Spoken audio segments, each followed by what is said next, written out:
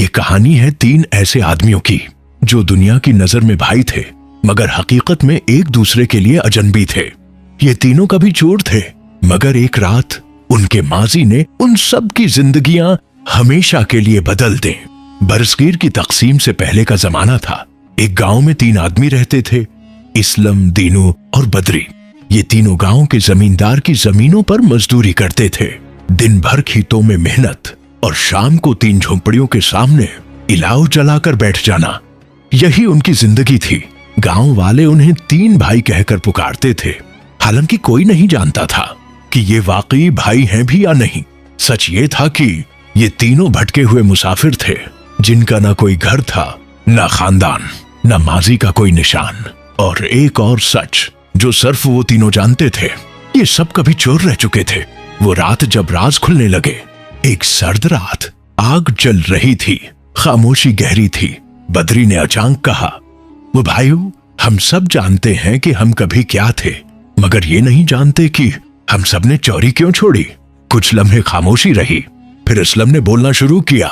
ईमान की ताकत। असलम कहता है, मैं जवानी में माहिर चोर था, ताले मेरे लिए खेल थे।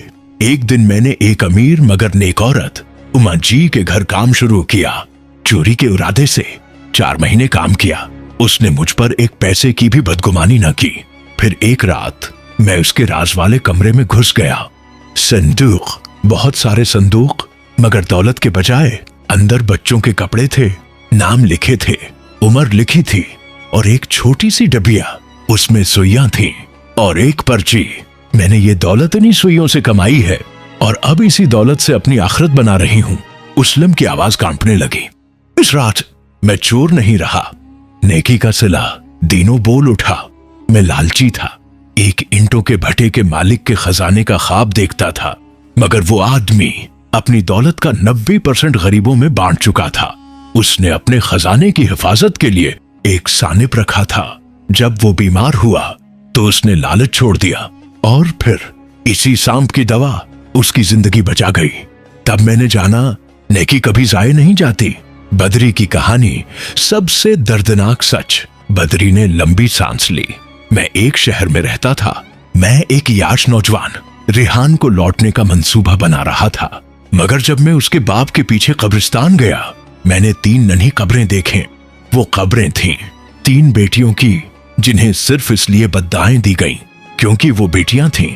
और आज वही आदमी 4 बेटों का बाप था, जो शराबी, आवारा और उसकी सारी दौलत बर्बाद कर चुके थे।